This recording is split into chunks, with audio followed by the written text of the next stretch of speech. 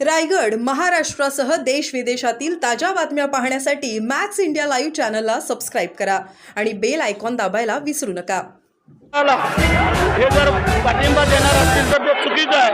म्हणून जे का त्यांचं राजीनाम्याचं जे का त्यांनी नाटक केलंय त्याला उत्तर आम्ही सभागृहामध्ये देऊ। पण नितेश राणे ज्या पद्धतीने प्रक्षोभक भाषण करतायत त्याच्यामुळे ती दंगल पेटण्यात वाव मिळत असल्याचा आरोप विरोधक करतायत। त्याचं एक चौकशी आपले मुख्यमंत्री करतील आणि काय करायचं ते ठरवतील।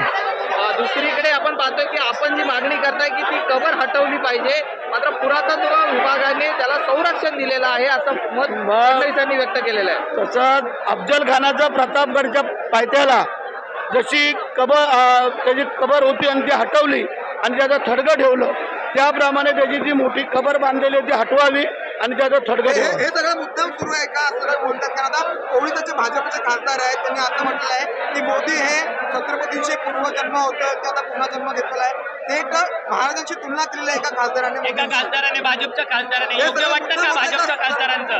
ते आता आम्ही काय ऐकलं ना, तुम्ही सांगताय तेव्हा आम्हाला माहिती आहे, परंतु आतापर्यंत शिवाजी महाराजांची संभाजी महाराज कोण तुलना करू शकत नाही असं आम्हाला वाटतं। परंतु लोकसभेच्या पटलावरती एका जबाबदार खासदाराने अशी तुलना करणं काय आहे? त्याला विचारतो आम्ही।